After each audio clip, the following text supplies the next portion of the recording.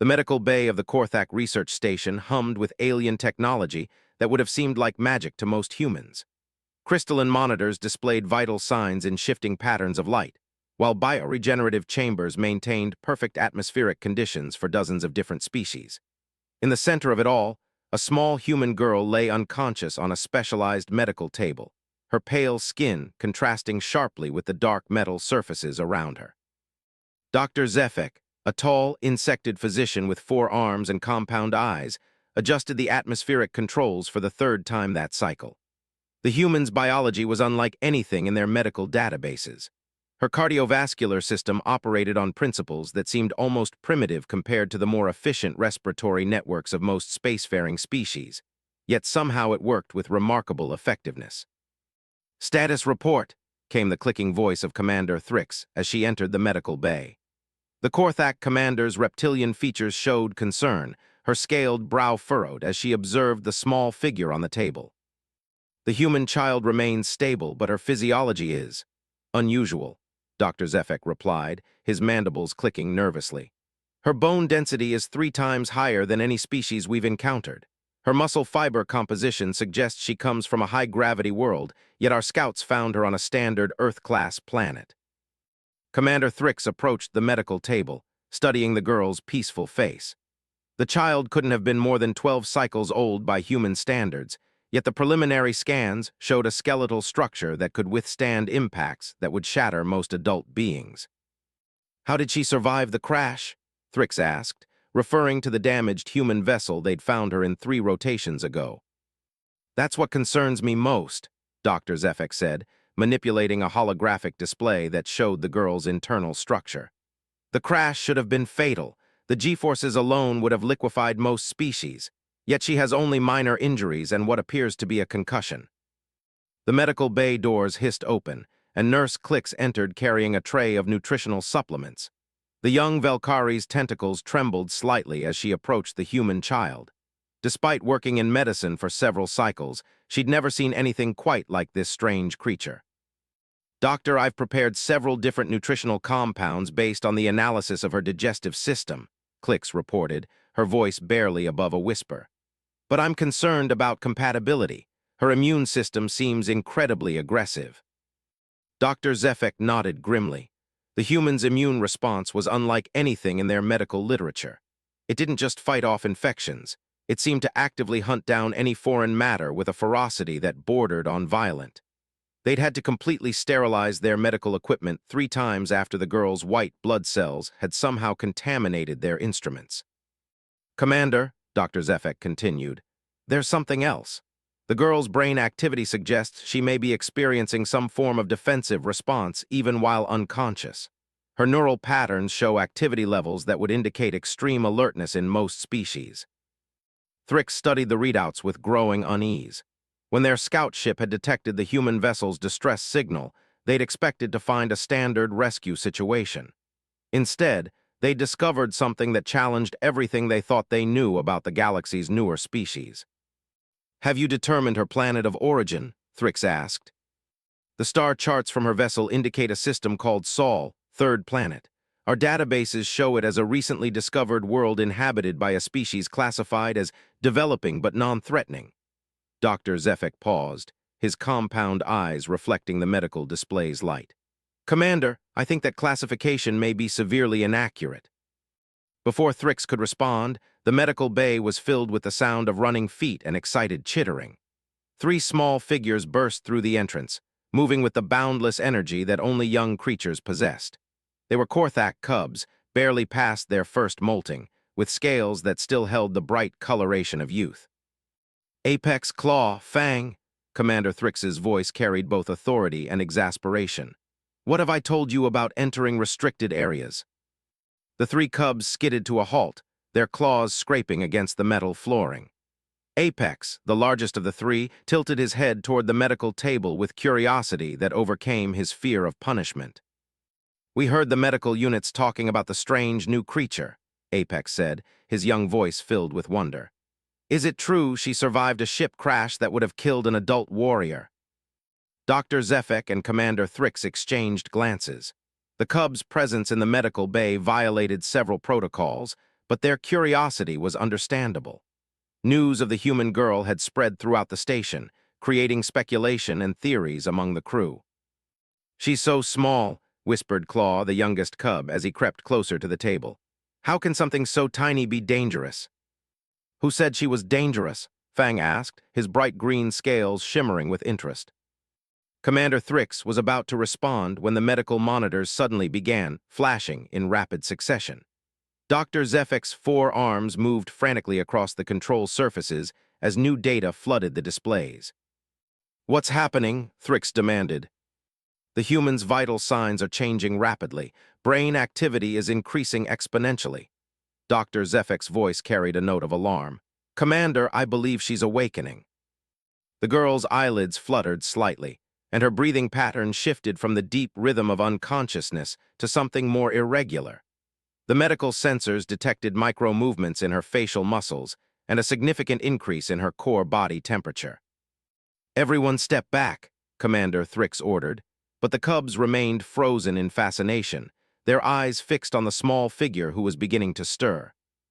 The human girl's eyes opened slowly, revealing an unusual blue-green color that seemed to shift like the surface of water. For a moment, she remained perfectly still, taking in her surroundings with a calmness that seemed impossible for someone who had just awakened in a completely alien environment. Dr. Zephek watched his monitors in amazement. Instead of the panic response they'd expected, the girl's vital signs showed remarkable stability. Her heart rate had increased only slightly, and her brain patterns indicated assessment rather than fear. The girl's gaze moved methodically around the medical bay, taking in the strange technology, the alien figures surrounding her, and finally settling on the 3 cubs who stood closest to her table. For several long moments, nobody moved or spoke. Then something unexpected happened. The girl smiled. It was a small, cautious expression, but unmistakably friendly. She raised one hand in what appeared to be a greeting gesture, her movements careful and non-threatening despite the obvious strength visible in her compact frame. "Hello," she said, her voice soft but clear. The universal translator immediately processed her words, but the tone and inflection carried meanings that no device could fully capture. There was warmth in her voice, curiosity, and remarkably, no fear whatsoever. Apex, Claw, and Fang looked at each other in amazement. They had expected roaring or fighting, or at least some display of the legendary human aggression their parents often discussed. Instead, they found themselves face to face with someone who seemed more interested in making friends than asserting dominance. "Can you understand us?" Dr. Zephek asked cautiously, adjusting his translator to ensure optimal clarity. The girl nodded slowly.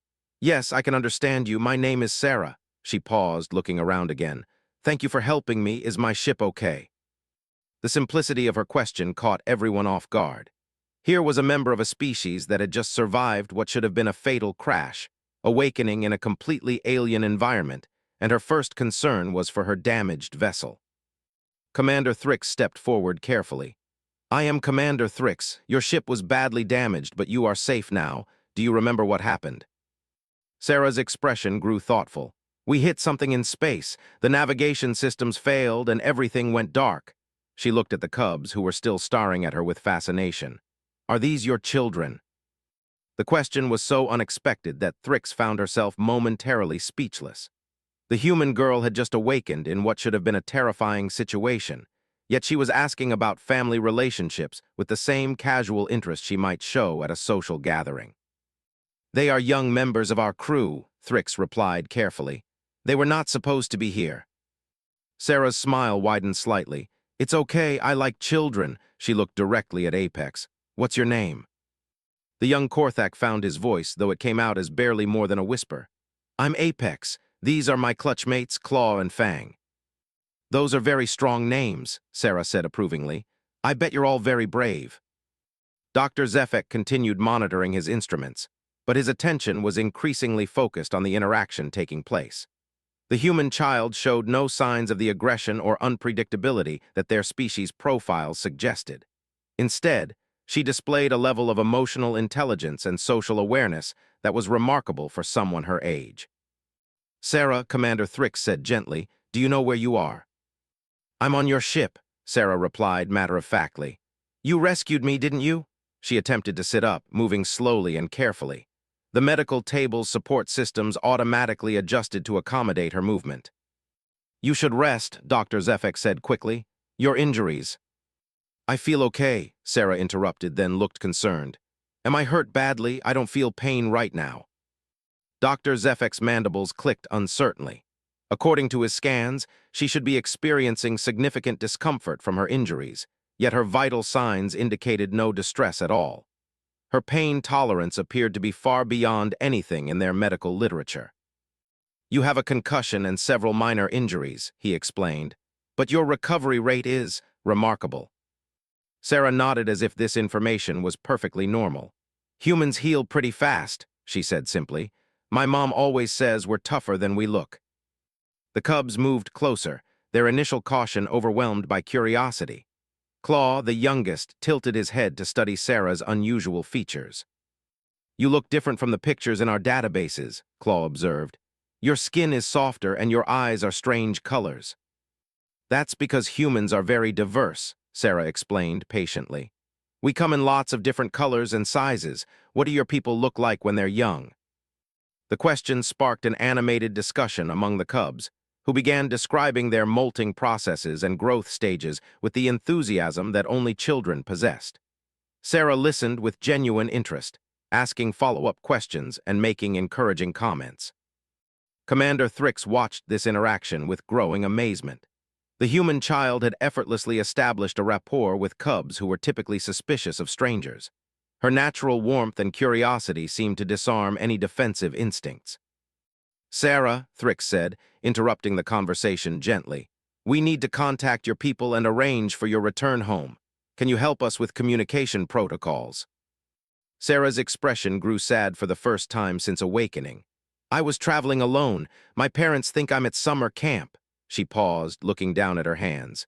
They're going to be really worried when I don't come home. The implications of this statement sent a chill through the adult aliens present. A child of this species had been traveling through space alone, in a vessel advanced enough for interstellar flight. The technological sophistication required for such a journey suggested capabilities far beyond what their databases indicated. Summer camp? Dr. Zefek asked, his translator struggling with the concept. It's where kids go to learn things and have fun during school break, Sarah explained. I was supposed to be learning about space navigation, but I guess I still need more practice. The casual way she mentioned space navigation as a summer activity for children left the adults struggling to process the implications. If human children were casually learning interstellar travel, what were the adults capable of? Apex, meanwhile, had moved close enough to the medical table to get a better look at Sarah's hands. Your digits are really flexible, he observed, and you only have 5 of them. Sarah wiggled her fingers demonstratively. These are called fingers, and yes, most humans have 5 on each hand. They're very useful. She demonstrated by picking up a small medical instrument with delicate precision. Dr. Zefek immediately became alert. Please be careful with that equipment. It's very sensitive. Sarah examined the device with interest. This looks like a cellular regeneration scanner. We have similar tools, but this design is much more elegant. She set it down gently exactly where she'd found it. The fact that she had immediately identified sophisticated medical equipment and commented knowledgeably on its design sent another wave of concern through the adult observers. This child's casual familiarity with advanced technology was becoming increasingly alarming. How do you know about medical scanners? Commander Thrix asked carefully. I want to be a doctor when I grow up, Sarah replied cheerfully. I've been studying biology and medicine since I was little. Humans start learning really early. Nurse Clicks, who had remained silent throughout the conversation, finally spoke up. What age do humans typically begin advanced studies? It depends on the person, Sarah said thoughtfully. Some people start reading when they're 3 or 4 years old. I started studying calculus when I was 7, but my friend Jake was already doing quantum physics by then. The aliens exchanged glances filled with growing alarm. If this child was representative of her species' learning capabilities, then humanity's potential was far beyond anything they had imagined. Fang, who had been quietly observing, suddenly asked, Are all human children as smart as you?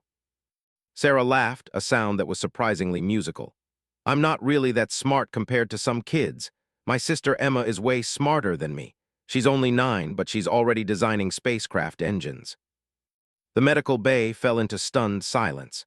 The implications of Sarah's casual comments were staggering. A species that considered spacecraft design to be within the capabilities of 9-year-old children represented a level of technological development that could reshape the galaxy's balance of power.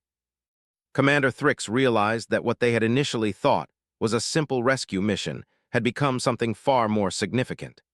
This small human girl represented first contact with a species that might be the most advanced civilization they had ever encountered. And she was asking if she could pet their cubs. The next few hours brought a steady stream of senior officers and specialists to the medical bay, each wanting to observe the human child firsthand. Sarah seemed to enjoy the attention, answering questions with patience that would have been remarkable in an adult, let alone someone her age. Dr. Velith, the station's chief xenobiologist, arrived with a portable scanning array that hummed with sophisticated sensors. The elderly Naxari's gray skin rippled with nervous patterns as she approached Sarah's medical table. "May I conduct some non-invasive scans?" Dr. Velith asked formally. "I'm trying to understand your species' physiological adaptations." "Sure," Sarah said brightly, "but I should probably warn you that human biology can be pretty weird compared to other species." Dr. Velith activated her scanners, and immediately the readings began displaying data that challenged everything she thought she knew about biological development. Sarah's bone structure showed adaptation patterns typical of high-gravity worlds, yet her cardiovascular system was optimized for standard atmospheric conditions. Most puzzling of all, her brain showed neural pathway development that typically required decades to achieve. "Fascinating," Dr. Velith murmured, studying the displays. "Your neural density is extraordinary. It suggests cognitive capabilities far beyond what our databases indicate for your species." Sarah shrugged casually. "Humans are pretty good at learning stuff. We have to be, since our planet can be kind of dangerous." "Dangerous how?" Commander Thrix asked, leaning forward with interest. "Well, we have these really big predators," Sarah explained matter-of-factly. "Tigers, bears, sharks, crocodiles, and the weather can get really extreme. Hurricanes, tornadoes, earthquakes, volcanoes. Plus, we live on a planet where almost everything wants to either eat us or kill us in some other way." The aliens in the medical bay exchanged concerned glances.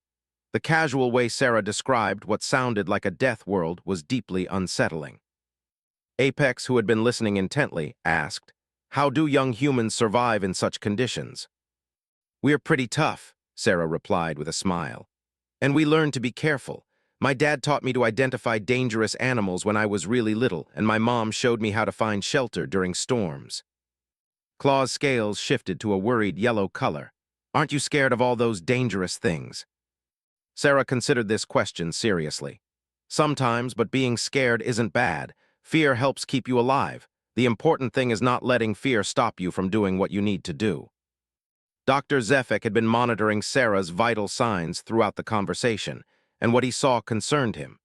Her stress indicators remained completely stable even while discussing life-threatening situations. Her species appeared to have adapted to chronic danger in ways that were almost incomprehensible. "Sarah," Dr. Velith said gently, "what do human children do for recreation on your world?" "Oh, lots of stuff," Sarah said enthusiastically. "We climb trees, swim in the ocean, explore caves, build things, play sports. I really like rock climbing and whitewater rafting."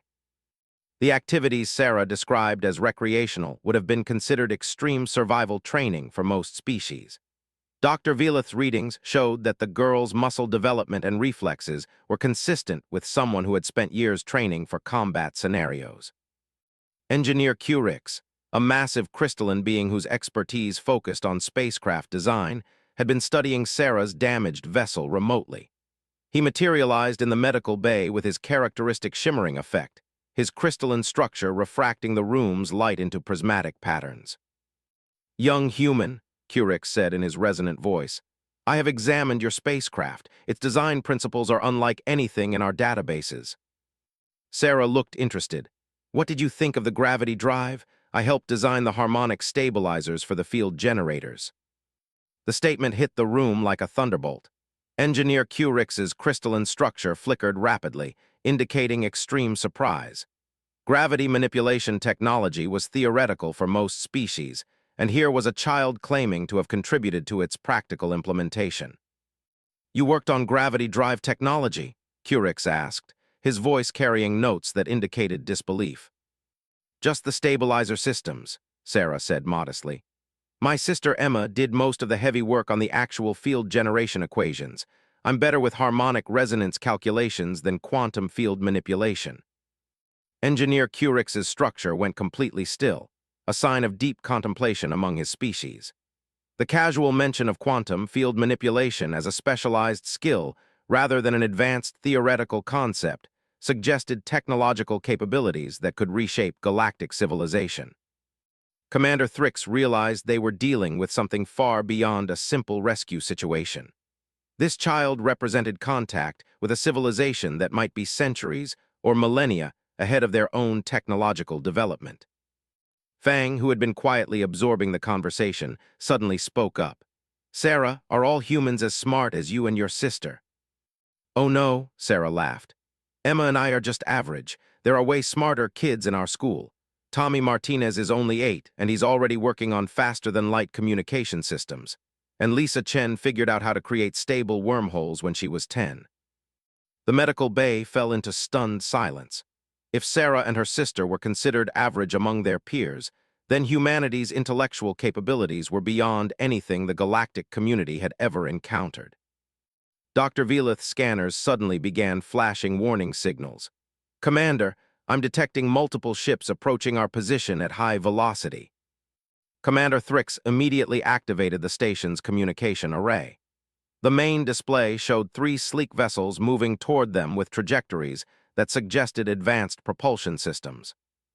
"Unknown vessels, this is Commander Thrix of the Korthak Research Station. Please identify yourselves and state your intentions." The response came immediately, transmitted on frequencies that their equipment could barely detect. "Korthak Station, this is Captain Sarah Chen of the human vessel Prometheus. We're responding to our daughter's emergency beacon. Request permission to dock and retrieve our child." Sarah's face lit up with joy. "That's my mom. She must have tracked my ship's distress signal." Commander Thrix felt a chill run through her reptilian spine. The ships approaching their station were moving at velocities that should have been impossible without tearing apart from relativistic effects, yet their sensors detected no distress signals or structural damage. "Your mother is a ship, Captain?" Dr. Zefik asked, though he suspected he already knew the answer. "Both my parents are," Sarah replied proudly. "Mom commands the exploration fleet and Dad runs the engineering corps. They've been mapping new star systems since before I was born." The implications were staggering. If Sarah's parents commanded fleets, it suggested an organizational structure and technological base that could support massive space-based operations. Engineer Curix's crystalline form began resonating with harmonic frequencies that indicated intense analysis. "Sarah, how many ships does your species operate?" "I don't know the exact number," Sarah said thoughtfully. "There are lots of exploration fleets, plus the cargo ships, the research vessels, the defense platforms, and all the colony ships. Probably millions of ships altogether." The number hit the assembled aliens like a physical blow. Most species considered themselves advanced if they could maintain a few hundred vessels. The scale of human operations suggested a civilization that had mastered interstellar travel to an unprecedented degree. Apex, Claw, and Fang had been listening to this exchange with growing excitement rather than fear. To them, Sarah represented adventure and possibilities rather than threat. "Do human ships really travel between stars easily?" Claw asked with wonder in his voice. "Sure," Sarah replied. "Most families have their own ships for traveling between planets. My grandparents live on a world that's about 50 light-years away, and we visit them every few months." The casual mention of 50 light-year journeys as routine family visits left the adults struggling to comprehend the implications. Such distances represented major expeditions for most species, requiring months of preparation and specialized equipment. Commander Thrix's communication array chimed with an incoming message. "Korthak Station, this is Captain Chen. We're prepared to dock at your main airlock. Our daughter's biosignals indicate she's healthy and unharmed. We appreciate your assistance. Acknowledged, Captain Chen, Thrix replied. Your daughter is indeed safe and well. She's currently in our medical bay. May we speak with her directly? Came the request. Sarah perked up immediately. Mom, is that you? Hello, sweetheart, came a warm voice through the communicator. Are you feeling okay? We detected your emergency beacon and came as quickly as we could. I'm fine, Mom. These people have been really nice to me. They have the coolest medical equipment, and I met some cubs who are really friendly. That's wonderful, honey. We'll be docking in a few minutes, and then we can discuss your navigation lesson that went a bit off course. Sarah's expression grew sheepish. I might need a little more practice with hyperdrive calculations. We'll work on that together, her mother replied with gentle humor. Navigation through hyperspace takes time to master completely. Dr. Zefek and his colleagues exchanged glances filled with growing alarm. The casual discussion of hyperdrive navigation as a learning exercise for children suggested capabilities that defied their understanding of physics. Engineer Curix approached Sarah with respectful curiosity. May I ask what type of hyperdrive your vessel uses? It's a Mark VII quantum tunnel drive, Sarah replied. Dad helped me install the latest efficiency upgrades before my trip. It's supposed to be really stable, but I think I miscalculated the exit coordinates. Curix's crystalline structure flickered rapidly. Quantum tunnel drives were purely theoretical technology for his species, yet this child spoke of installing upgrades to one as casually as discussing routine maintenance. The station shuddered slightly as the human vessels docked with their airlock. The precision of the docking maneuver, accomplished at the high velocities the ships had been traveling, demonstrated piloting skills that bordered on the impossible. Commander Thrix activated the station's internal sensors to monitor the docking area. What she saw made her breath catch in her throat. The human ships were works of art as much as engineering, with hull designs that seemed to flow like liquid metal and energy signatures that her sensors could barely analyze. Sarah, Commander Thrix said carefully, your people's technology is far more advanced than our databases indicated. Were you concerned about revealing these capabilities to us? Sarah looked puzzled by the question. Why would I be concerned? You rescued me and took care of me. That makes you friends, right? The simple trust in her voice was both touching and terrifying. This child and her family apparently felt no concern about revealing advanced technology to strangers, suggesting either incredible naivety or confidence born from overwhelming technological superiority. Apex stepped closer to Sarah's medical table. When your parents arrive, will you have to leave right away? Probably not immediately, Sarah said thoughtfully. Mom and Dad will want to thank everyone who helped me, and they'll probably want to make sure your medical equipment didn't suffer any compatibility issues from treating a human. Dr. Zefek's mandibles clicked nervously. Compatibility issues. Human biology can sometimes interfere with alien technology, Sarah explained matter-of-factly. Our bioelectric fields are really strong, and our immune systems are super aggressive. Sometimes that causes problems with sensitive equipment. As if summoned by her words, several of Dr. Zefek's medical monitors began displaying error messages. The sophisticated alien technology that had been functioning perfectly for decades was suddenly struggling to maintain stable readings in Sarah's presence. Is this normal for your species? Dr. Velith asked, watching her own scanners flicker and reset repeatedly. Pretty normal, Sarah confirmed. That's why human ships use biocompatible technology. Our electronics have to be really robust to work around human biology. The implications were sobering. If human biology was naturally incompatible with most galactic technology, it suggested evolutionary adaptations that were unlike anything they'd encountered. The medical bay doors opened with a soft hiss, and two figures entered that immediately commanded attention. Captain Sarah Chen and Commander David Chen were impressive even by alien standards, moving with fluid grace that spoke of perfect physical conditioning and absolute confidence. Captain Chen was a woman in her apparent 30s with dark hair pulled back in a practical style and intelligent eyes that took in every detail of the medical bay in seconds. Commander Chen was slightly taller, with graying temples and the kind of steady presence that came from years of command experience.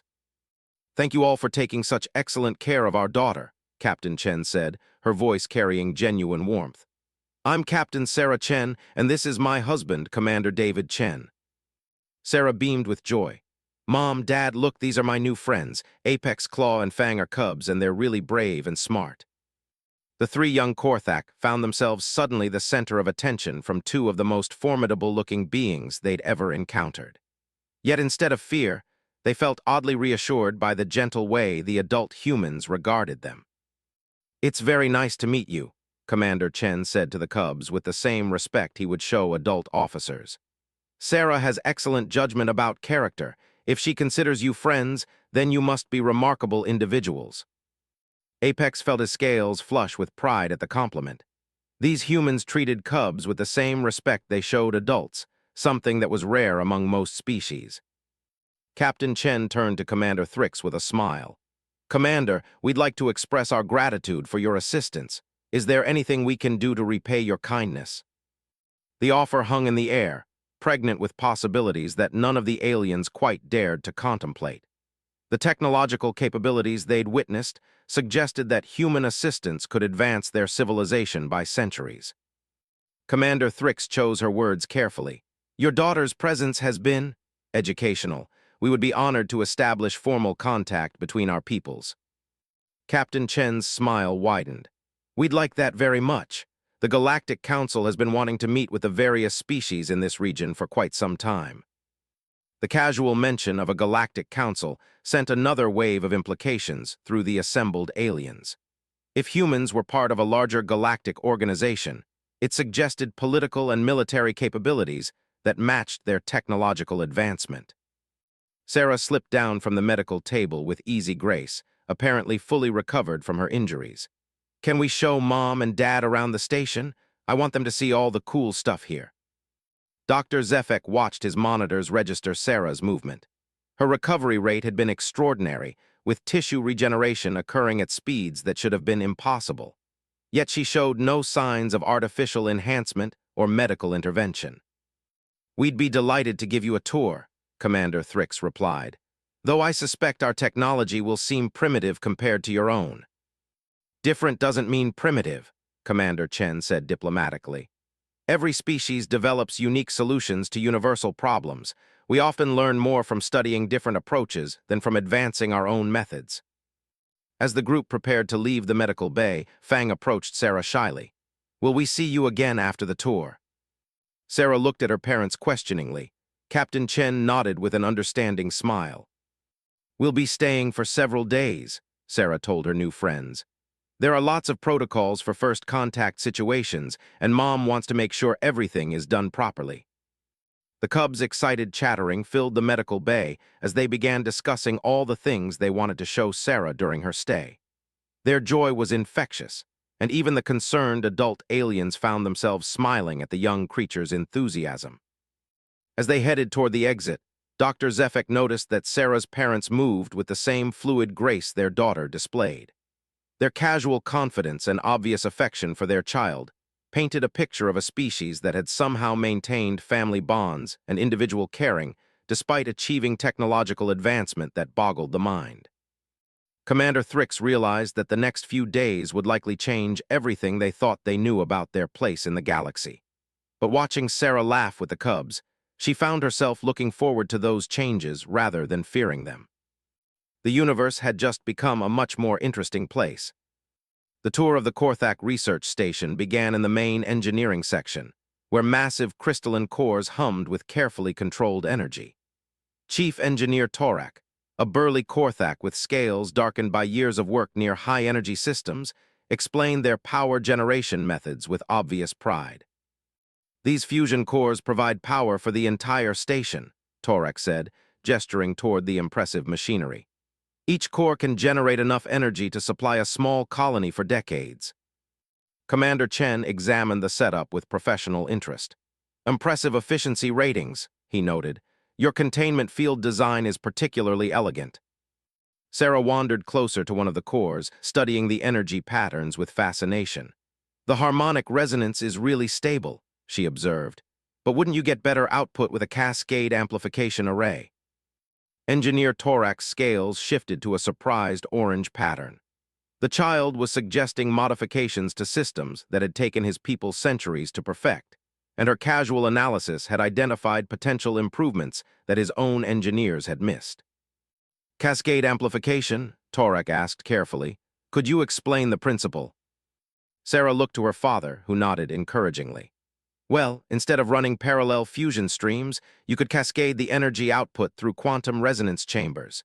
Each stage would amplify the previous one's output, giving you maybe 3 or 4 times more power from the same fuel input. The engineering implications of what Sarah described so casually would revolutionize their energy production. Torak found himself frantically taking notes while trying to understand concepts that seemed to be elementary knowledge for this human child. Apex, Claw, and Fang followed the group with wide-eyed fascination. They had grown up on this station, but seeing it through Sarah's eyes revealed complexities and possibilities they had never imagined.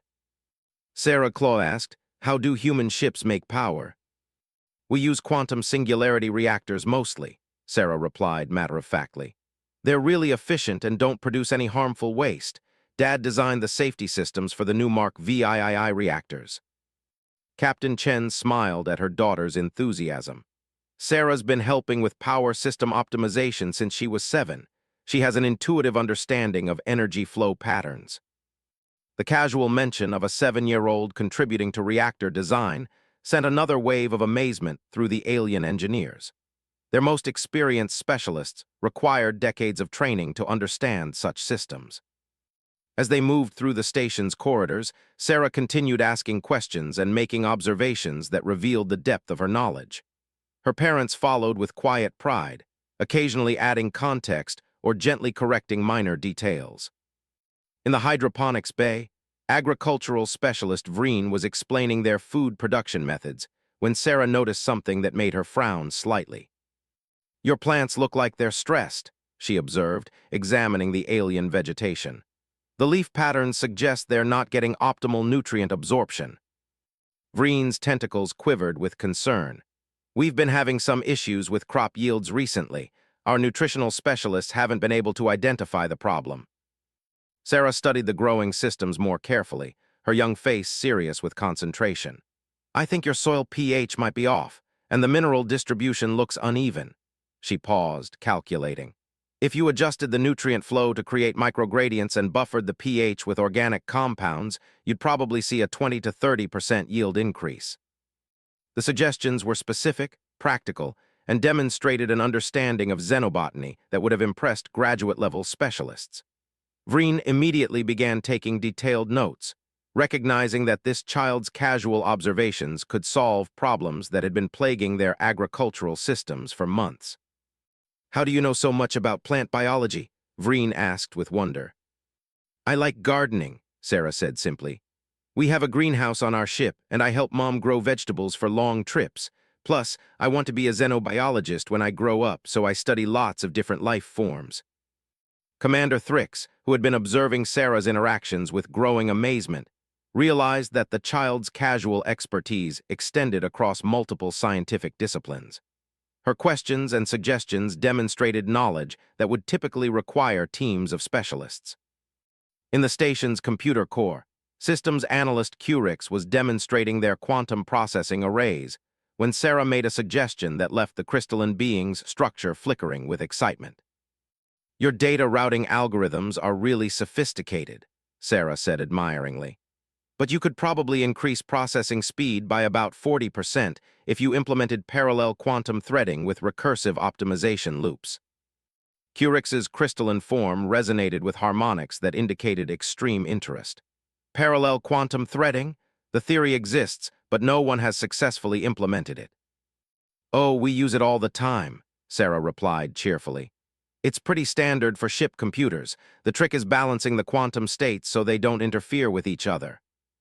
She began sketching diagrams on a nearby display panel, her young hands moving with practiced ease as she outlined concepts that represented the cutting edge of theoretical computer science for most species. Commander Chen watched his daughter work with obvious affection. Sarah's always been interested in computers. She programmed her first AI when she was 6. The casual mention of a 6-year-old programming artificial intelligence systems sent another shockwave through the alien observers. AI development was considered one of the most complex technological challenges most species ever attempted. Apex had been watching Sarah's demonstrations with growing excitement. "Sarah, could you show us how human computers work?" Sarah looked to her parents, who exchanged glances before Captain Chen nodded. "I suppose a basic demonstration wouldn't hurt." Sarah pulled out a small device from her pocket that looked deceptively simple. As she activated it, the device projected a holographic interface that immediately drew gasps from the alien observers. The display showed complexity and sophistication that surpassed anything in their databases.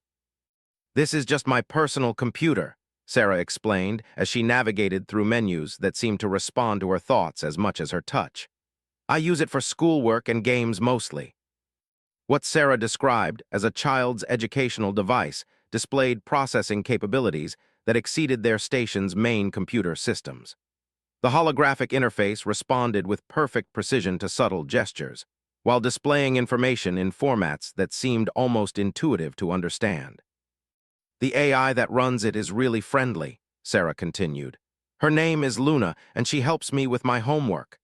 The computer's interface shifted to display a cheerful avatar that waved at the assembled aliens.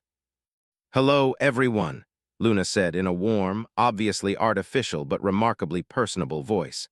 "Thank you for taking such good care of Sarah. Her biosignals indicate she's been very happy here." The casual interaction between child and artificial intelligence revealed a level of technological integration that was breathtaking. Luna wasn't just a tool. She appeared to be a genuine companion with personality and concern for Sarah's well-being. Dr. Velith, who had been conducting subtle scans throughout the tour, approached Captain Chen with obvious curiosity. "If I may ask, what is the typical educational progression for human children?" "It varies considerably," Captain Chen replied thoughtfully. "Children learn at their own pace based on their interests and abilities. Sarah started reading at age 3, basic mathematics at 4, and began studying advanced sciences around 6. "And this is normal for your species?" Dr. Velith asked carefully. "Sarah's development is fairly typical," Commander Chen added. "Some children advance more quickly in certain areas, others prefer different subjects. The key is providing appropriate challenges without creating stress." The implications were staggering.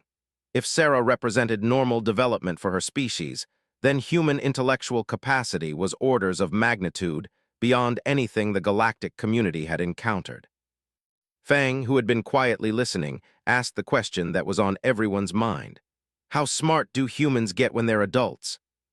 Captain Chen smiled. "Intelligence isn't just about accumulated knowledge. It's about creativity, problem-solving, emotional understanding, and wisdom.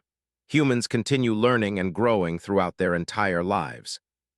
"But surely there are limits to cognitive development," Dr. Velith pressed.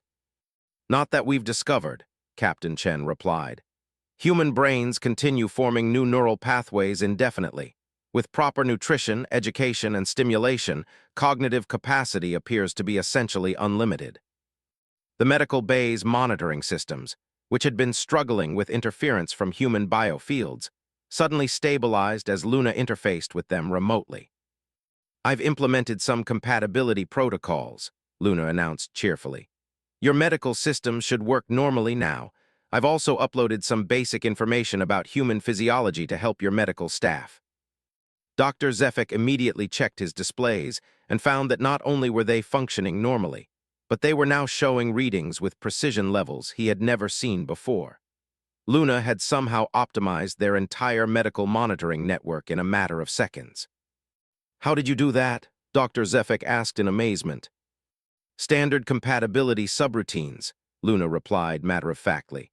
"I analyzed your system architecture and implemented harmonic bridging protocols to minimize biofield interference."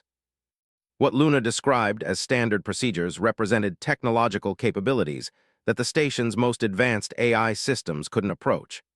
The casual ease with which she had solved complex compatibility issues suggested computational power that defied comprehension. As the tour continued, it became increasingly clear that every aspect of human technology operated at levels that transformed science fiction into everyday reality. Sarah's casual comments about her school friends' projects revealed a civilization where children routinely worked on technologies that could reshape galactic civilization. In the station's observation deck, with its panoramic view of space, Sarah pointed toward her family's ships with obvious pride. "That's the Prometheus," she said, indicating the largest vessel. "Mom designed it herself for long-range exploration missions." The ship Sarah indicated was a masterwork of engineering that seemed to blend artistic beauty with functional perfection. Its hull curves flowed like liquid metal, while energy patterns visible through transparent sections suggested power systems of incredible sophistication. "How fast can it travel?" Apex asked with wonder. "The hyperdrive can cover about 1,000 light-years per day in normal cruise mode," Sarah replied casually. "But if Mom really pushes it, she can do almost 5,000 light-years in a day, though that's hard on the engines." The velocities Sarah mentioned so casually represented travel speeds that would allow crossing the galaxy in a matter of months. Most species required years to traverse distances that humans apparently considered routine daily travel. Captain Chen noticed the awed silence that had fallen over their alien hosts. "I hope we're not overwhelming you with technical details," she said diplomatically. Commander Thrix found her voice with some difficulty. "Captain Chen, your people's capabilities are far beyond anything we imagined possible. How long has humanity been spacefaring?" "We achieved faster-than-light travel about 300 years ago," Commander Chen replied. "But we've been exploring space for over a millennium. The early generations used slower ships and took centuries to reach nearby star systems." The timeline suggested that humans had been developing space technology for longer than most species had possessed written language. Their current capabilities represented the culmination of sustained technological advancement over periods that spanned dozens of generations. Sarah had been watching the interplay between her parents and the aliens with growing understanding. Despite her young age, she seemed to grasp the significance of what was happening. "Are we the first humans you've met?" she asked gently. "Yes," Commander Thrix replied. "Our databases indicated that your species was newly emerged and not yet space-capable."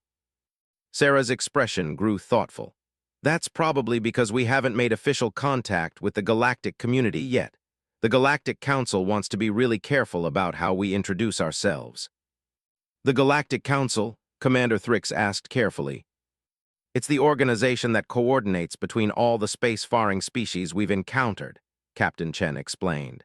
"Humans discovered that we weren't alone in the galaxy about 2 centuries ago. Since then, we've been working to establish peaceful relationships with other civilizations." The implication that humans had been operating a multi-species galactic organization, without the knowledge of established civilizations, sent another wave of revelations through the assembled aliens. Claw, who had been unusually quiet, suddenly asked, "Sarah, are there other species like you in this galactic council?" Sarah's face lit up with enthusiasm. "Oh yes, there are the Etheri, who are really good at energy manipulation, and the Vorthan, who can shape matter with their minds, and the Crystalline Collective, who process information faster than computers." She paused, thinking. "Actually, there are about 47 different species in the council now." The casual listing of species with capabilities that sounded like fantasy, rather than science, fiction, painted a picture of a galactic community operating at technological and evolutionary levels that transformed the possible into the routine. As the tour concluded, Commander Thrix realized that her understanding of the galaxy had been completely transformed. Humanity wasn't just another emerging species. They were representatives of a galactic civilization that operated on scales and with capabilities that made the established powers seem primitive by comparison. Yet despite their overwhelming technological superiority, the humans had shown nothing but friendship and genuine interest in the smaller, less advanced species they had encountered. Sarah's easy affection for the cubs and her parents' respectful treatment of their hosts suggested that advancement hadn't bred arrogance or dismissive attitudes. As they returned to the medical bay, Sarah turned to her new friends with obvious affection. "Can we exchange communication codes? I'd like to stay in touch and maybe visit again sometime." The simple request, asked with such genuine warmth, reminded everyone that beneath all the technological marvels and galactic implications, they were dealing with a child who had made friends and wanted to maintain those relationships. As Apex, Claw, and Fang eagerly shared their communication information with Sarah, Commander Thrix realized that this day would be remembered as the moment their species took its first step into a much larger, more wonderful universe than they had ever imagined possible. 3 days after Sarah's arrival, the Korthak Research Station had become the center of unprecedented activity. Word of the human presence had spread throughout the local stellar community, and representatives from a dozen different species had requested permission to visit. Captain Chen stood in the station's main conference room, addressing a gathering of alien dignitaries with the same calm competence she brought to commanding exploration fleets. The holographic displays around the room showed star charts, technological specifications, and cultural information that represented humanity's accumulated knowledge of galactic civilization. The Galactic Council has been monitoring this region for the past century, Captain Chen explained to the assembled aliens. We've been waiting for the appropriate moment to make formal contact with the established powers. Ambassador Krell, a massive insectoid representative of the hegemony, clicked his mandibles thoughtfully. Captain Chen, why has your species remained hidden from our diplomatic networks? We learned early that premature contact between civilizations with significant technological disparities can create complications, Commander Chen replied diplomatically. The Council prefers to establish relationships gradually, allowing time for mutual understanding to develop. Dr. Velith, who had spent the past 3 days analyzing human technology with Sarah's enthusiastic help, spoke up. Captain, the capabilities your daughter has demonstrated suggest technological advancement that exceeds our understanding. Are we so far behind that direct contact would be problematic? Captain Chen's expression grew gentle. Dr. Velith, advancement isn't a competition. Every species develops unique strengths and perspectives. The goal isn't to measure relative capabilities, but to find ways to share knowledge and learn from each other. In the station's recreational area, Sarah was engaged in activities that had become the highlight of many crew members' days. She had discovered that Apex, Claw, and Fang were struggling with their advanced mathematics studies, and had volunteered to help with tutoring sessions that were attracting observers from across the station. Okay, Sarah said patiently, using a holographic display to illustrate complex equations. Quantum field dynamics look really complicated, but they're just describing how energy moves through space-time. Think of it like water flowing through different shaped containers. Her teaching method was remarkably effective, breaking down concepts that typically required years of study into understandable analogies. The Cubs were grasping principles that adult specialists found challenging, simply because Sarah had an intuitive gift for explaining complex ideas in accessible terms. Fang raised his clawed hand with a question. Sarah, if energy flows like water, how do you make it go where you want it to? Great question, Sarah replied with genuine enthusiasm. That's where field manipulation comes in. You create what are basically invisible channels using magnetic fields and gravitational gradients.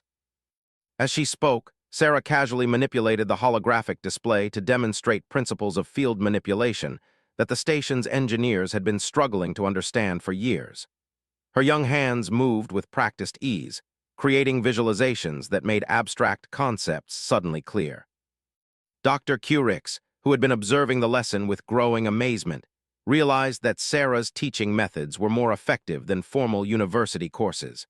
Her intuitive understanding of advanced physics allowed her to find explanations that resonated with different types of learners. Miss Sarah, Dr. Curix interrupted gently, have you considered that your teaching abilities might be as remarkable as your technical knowledge? Sarah looked puzzled by the suggestion. I just explain things the way that makes sense to me. Don't all humans teach like this? Actually, came Luna's voice from Sarah's personal computer, Sarah has exceptional communication skills even by human standards. Her empathy levels and pattern recognition abilities are in the 98th percentile. The casual revelation that Sarah's abilities were exceptional even among humans sent another wave of implications through the observing aliens. If she represented the top tier of human capability rather than typical development, what did that suggest about the species' overall potential? Commander Thrix arrived in the recreational area to find nearly half her crew gathered around Sarah's impromptu classroom. The young human had somehow become an informal education center, with crew members asking questions about everything from basic physics to advanced engineering principles. "Sarah," Thrix said gently, "I hope our crew isn't overwhelming you with too many questions." "Oh no," Sarah replied cheerfully.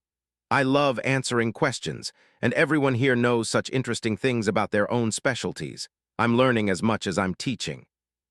The comment was typically gracious, but Thrix had observed Sarah's interactions carefully. The human child had an almost supernatural ability to find something genuinely interesting and valuable in every conversation, no matter how basic the topic might seem to her advanced understanding. Nurse Clicks approached hesitantly, carrying a data pad filled with medical questions she'd been too nervous to ask. "Sarah, could you help me understand something about human physiology? Your healing rate has been extraordinary, but I can't identify the mechanisms involved." Sarah's face lit up with interest. "Sure, human healing is actually really complex because we evolved on such a dangerous planet. Our cells have lots of backup systems and redundant repair mechanisms." She began explaining human biology with the same patient clarity she brought to physics lessons, using analogies and examples that made complex biochemical processes understandable. Her casual knowledge of xenobiology allowed her to draw comparisons with alien physiologies that helped the medical staff understand the unique aspects of human biology. "The really cool thing," Sarah continued, "is that human immune systems don't just fight off infections. They actually learn from every encounter and get better at defending against future threats. Mom says that's why humans can live in so many different environments." Dr. Zefek, who had been recording everything Sarah said about human medicine, found himself with notes that could revolutionize their understanding of biological systems. Her explanations revealed principles that could improve medical treatment for multiple species. "Sarah," Dr. Zefek asked carefully, "what is the typical lifespan for humans with your advanced medical knowledge?" "Oh, most humans live 300 or 400 years, Sarah replied matter-of-factly, "though some people choose to live longer if they're working on really long-term projects. My great-grandmother is over 600 years old, and she's still designing new starship engines." The casual mention of multi-century lifespans supported by voluntary life extension painted a picture of a civilization that had solved fundamental biological limitations that other species accepted as inevitable. Apex, who had been working through the quantum mechanics problems Sarah had assigned, suddenly looked up with excitement. "I think I understand it now. The equations describe probability waves that collapse when you observe them." "Exactly," Sarah said with genuine pride. "You're really getting the hang of this. Quantum mechanics seemed really weird to humans at first too, but once you understand the basic principles, everything else builds logically from there." The encouragement was characteristic of Sarah's teaching style. She had a remarkable ability to make even the most advanced concepts seem achievable, building confidence while challenging her students to think beyond their apparent limitations.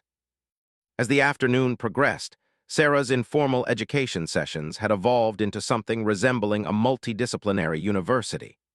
Crew members were discussing ideas that crossed traditional boundaries between specialties, inspired by Sarah's ability to see connections between seemingly unrelated fields. Engineer Torak was engaged in a heated but friendly debate with Dr. Velith about biomechanical interface designs, using concepts that Sarah had introduced earlier. Agricultural specialist Vreen was exchanging ideas with systems analyst Curix about applying biological optimization principles to computer networks. The intellectual ferment that Sarah had sparked was transforming the station's culture in ways that went far beyond the simple transfer of technical knowledge. She had somehow catalyzed a collaborative learning environment that encouraged creative thinking and cross-disciplinary innovation. Commander Thrix watched these developments with growing amazement. In 3 days, one human child had accomplished more educational and cultural exchange than their research station typically achieved in years of formal programs. In the evening, Sarah's parents joined the group for what had become a daily tradition of shared meals and conversation. The informal discussions that followed dinner had become eagerly anticipated events, where cultural exchange happened naturally through storytelling and shared experiences. Sarah mentioned that humans have been exploring space for over 1,000 years, Commander Thrix said during one such conversation. How has that long experience shaped your civilization? Captain Chen considered the question thoughtfully. Space exploration taught us to value diversity and adaptability. When you encounter hundreds of different worlds with unique challenges, you learn that there's no single right way to solve problems. It also taught us patience, Commander Chen added. Real exploration takes generations. You start projects knowing that your children or grandchildren will be the ones to see them completed. That perspective changes how you think about planning and cooperation. Sarah, who had been listening while playing a complex holographic game with the cubs, looked up to add her own perspective. Dad always says that space is too big and too dangerous for any species to explore alone. The more friends you have, the safer everyone becomes. The simple wisdom in her words reflected values that had clearly been shaped by generations of experience with the challenges and opportunities of galactic civilization. Claw, who had become particularly attached to Sarah, asked the question that had been troubling all the cubs. When your parents' work here is finished, will you have to leave and never come back? Sarah looked to her parents, who exchanged one of their seemingly telepathic communications. Captain Chen smiled and nodded. Actually, Sarah said with obvious joy, Mom and Dad have been talking with your leaders about establishing a permanent cultural exchange program. If everything works out, humans and Korthak could become regular partners. The announcement sparked excitement throughout the group. The possibility of ongoing contact with human civilization represented opportunities that could transform their society in countless positive ways. What would such a partnership involve? Commander Thrix asked carefully. Mutual learning exchanges, collaborative research projects, cultural sharing programs, Captain Chen replied. The Council has found that the best relationships develop gradually, with both species contributing their unique strengths to shared goals. Ambassador Krell, who had been observing the human family's interactions with growing respect, spoke up. Captain Chen, would the Council consider extending similar partnerships to other species in this region? That would depend on each species' interests and readiness for contact, Captain Chen replied diplomatically. But the Council is always interested in meeting new friends. As the evening wound down, Sarah made sure to spend individual time with each of her new friends, sharing personal communication codes and promising to stay in touch. Her genuine affection for the aliens she'd met had created bonds that would endure long after her visit ended. Apex approached her with obvious emotion. Sarah, you've taught us so much in just a few days. How can we ever repay such generosity? Sarah's response was characteristically simple and profound. You don't need to repay kindness, Apex. You just pass it on to others when you get the chance. As the station settled into its night cycle, everyone understood that these few days had changed their lives in fundamental ways. They had glimpsed a universe far more vast and wonderful than they had ever imagined, populated by civilizations that had learned to combine incredible advancement with wisdom and compassion. For Sarah, the experience had been equally valuable. She had discovered the joy of sharing knowledge and making friends across species boundaries, experiences that would shape her own development as she grew into the galactic civilization she represented. The universe had become a smaller, friendlier place for everyone involved. 6 months later, the Korthak research station had been transformed beyond recognition. What had once been a modest scientific outpost had become the hub of the most ambitious interspecies collaboration project in known galactic history. Ships from dozens of civilizations docked regularly at the expanded facilities, bringing delegates, researchers, and curious young beings eager to participate in the cultural exchange programs that had grown from Sarah's initial visit. Commander Thrix stood in the new Central Command Center, watching displays that showed activity levels she could never have imagined. The station now hosted permanent representatives from 17 different species, all working together on projects that combined their unique capabilities in ways that were advancing everyone's understanding of science, technology, and civilization. Dr. Velith emerged from one of the new research laboratories with an expression of barely contained excitement. Commander, the latest results from the biomechanical integration project are extraordinary. Combining human biotechnology with crystalline computational methods has produced healing systems that can repair cellular damage at the molecular level. The breakthrough was typical of what had been happening since the establishment of formal contact with the Galactic Council. Projects that would have taken individual species decades to complete were being finished in months through collaborative efforts that leveraged each civilization's strengths. In the expanded educational center, Apex was leading a discussion group that included young beings from 8 different species. The Korthak cub who had once struggled with basic mathematics was now confidently explaining advanced physics principles to peers from across the galaxy. The key insight, Apex was saying to his multi-species audience, is that energy and matter are just different expressions of the same underlying reality. Once you understand that relationship, quantum mechanics becomes much more intuitive. His teaching style bore clear influences from Sarah's methods, emphasizing understanding over memorization and encouraging questions rather than passive acceptance of information. The approach had proven remarkably effective across species boundaries, with young beings of dramatically different backgrounds finding common ground in shared curiosity about the universe. Claw and Fang had become equally accomplished in their respective areas of interest. Claw had discovered a passion for xenobiology and was working on projects that mapped the evolutionary relationships between species from different galactic regions. Fang had been drawn to engineering and was contributing to the design of hybrid technologies that combined the best features of multiple civilizations' approaches.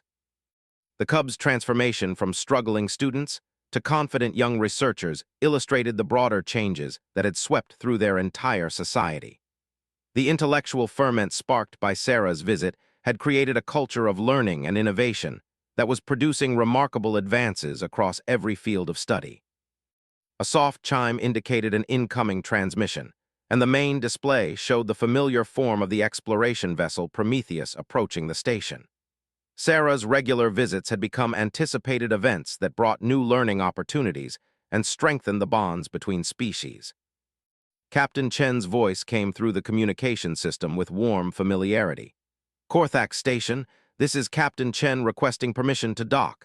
Sarah's very excited about sharing her latest project with everyone. Permission granted, Captain Chen, Commander Thrix replied with genuine pleasure. We're all looking forward to seeing what Sarah has been working on this time. Over the past 6 months, Sarah's visits had introduced increasingly sophisticated technologies and concepts that were helping accelerate the collaborative research projects. Each time she arrived, she brought new insights that opened up previously unimagined possibilities for interspecies cooperation. As the Prometheus docked with practiced precision, the station's corridors filled with beings hurrying to greet the human visitors.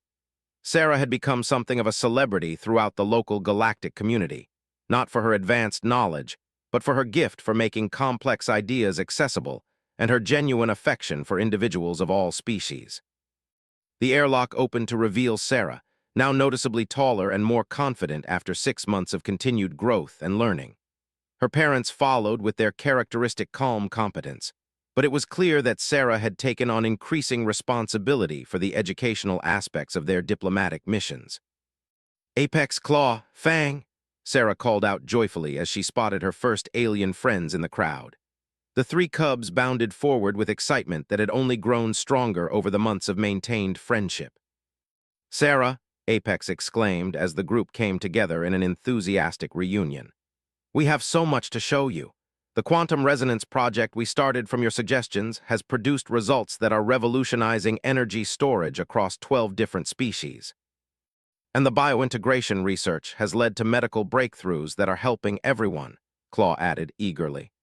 Dr. Velith says the healing rates we've achieved exceed even human standards in some areas.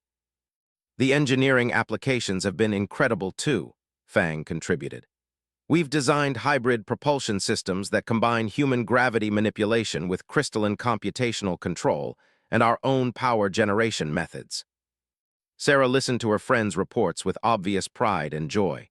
That's amazing. I knew you guys would do incredible things once you had the chance to work together.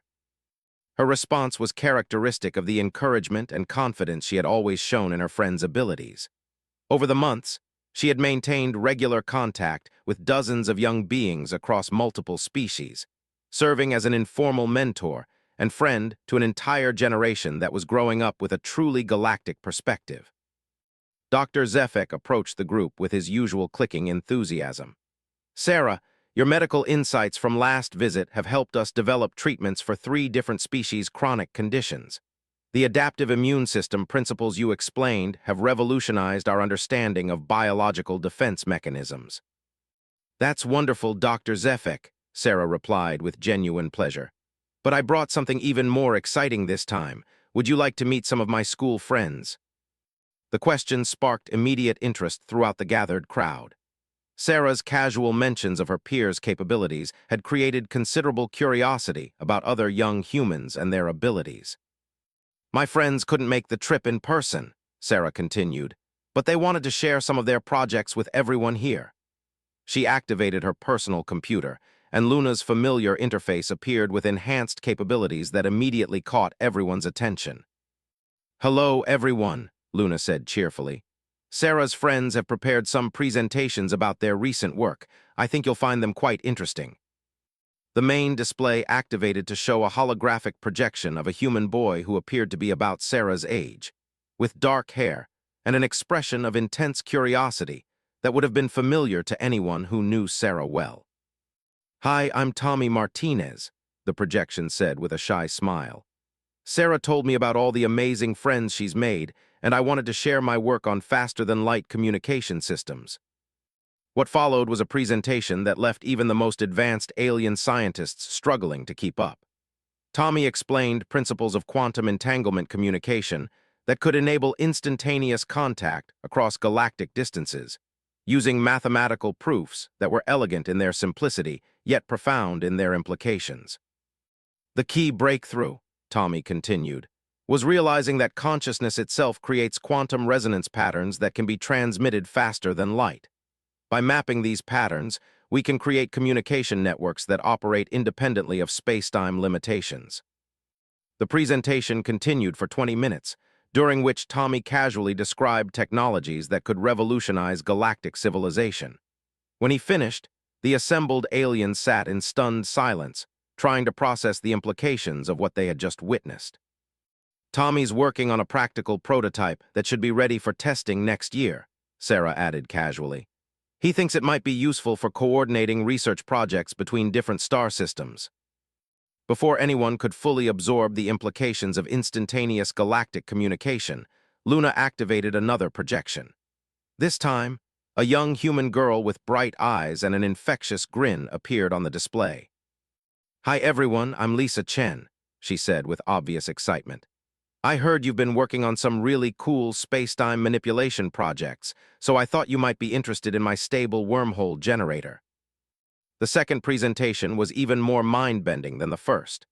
Lisa explained how to create permanent pathways through space-time that could enable travel between distant points in the universe, using principles that combined advanced physics with engineering solutions that seemed almost magical in their elegance.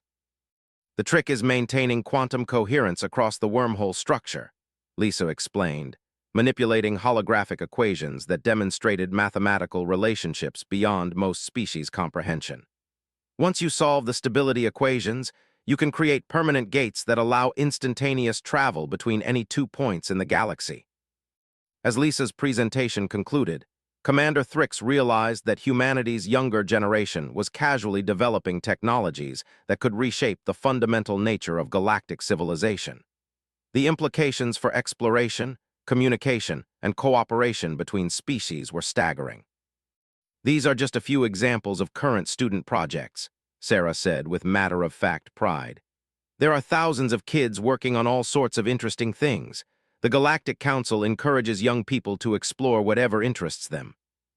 Ambassador Krell, who had become a regular visitor to the station, found his voice with some difficulty. Sarah, are these projects typical of human educational institutions?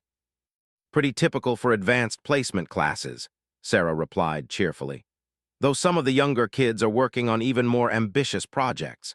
My cousin Jake is only 6, and he's designing self-replicating terraforming systems that could transform dead planets into garden worlds in just a few decades.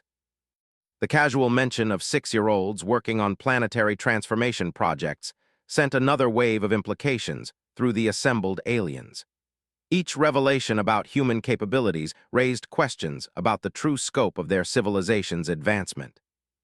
Dr. Curix's crystalline structure flickered rapidly as he processed the information. Sarah, what guidance do young humans receive for such advanced projects? Mostly we just get encouragement to explore whatever interests us, Sarah replied. The AI tutors help with technical details, and adult mentors provide guidance when we need it. But the best ideas usually come from young people thinking about problems in new ways. Over the following days, Sarah's visit continued to bring revelations that expanded everyone's understanding of what was possible. Her friends' projects had opened new avenues of research that could benefit every species in the collaborative network. The Cubs had absorbed the presentations with enthusiasm that bordered on obsession. They immediately began designing research projects that could build on the concepts Tommy and Lisa had shared, working with the same confident ambition that characterized human approaches to learning. We could adapt Tommy's consciousness-based communication principles to create interspecies translation systems, Apex proposed during one of their planning sessions. Imagine being able to share thoughts and emotions directly between different types of minds. And Lisa's wormhole technology could let us visit each other's homeworlds instantly, Claw added with excitement. We could create a network that connects every species in the galaxy. The terraforming systems could help restore damaged planets and create new worlds for growing populations, Fang contributed. We could heal environmental damage and give everyone room to expand. Their ambitious planning sessions had become a model for similar groups throughout the station. Young beings from multiple species were working together on projects that their ancestors would have considered impossible, inspired by the example of human children who treated the miraculous as merely interesting. As Sarah's visit neared its end, the farewell gatherings had become emotional events that celebrated the deep friendships that had developed across species boundaries. The bonds created through shared learning and mutual respect had proven stronger than any differences in biology or background. You know, Sarah said during the final evening's discussion, when I first crashed here, I was just a kid who had made a navigation mistake. Now I feel like I'm part of a family that spans the whole galaxy. Commander Thrix nodded with deep emotion. Sarah, your accident brought us the greatest gift our species has ever received. You showed us that the universe is full of friends we hadn't met yet. As the Prometheus prepared to depart the next day, everyone understood that the relationships formed here would endure and grow stronger over time. The cultural exchange program had become a permanent bridge between civilizations that would continue expanding as more species joined the collaborative network. Sarah's final words before boarding her family's ship captured the spirit that had made everything possible. Remember, the most important technology isn't the machines or the computers or the starships. It's friendship. Everything else just makes it easier to share friendship across the distances between stars. As the human vessels departed, their warp signatures painting brief auroras across the station's viewports, the aliens they left behind continued the work of building a galactic civilization based on cooperation, learning, and mutual respect. The universe had become exactly what Sarah had said it could be. A community of friends working together to explore the infinite possibilities that awaited among the stars. And in research laboratories, classrooms, and planning centers across dozens of worlds, young beings of many species were growing up with the confidence that no problem was too complex, and no dream was too ambitious when friends worked together to make the impossible become real.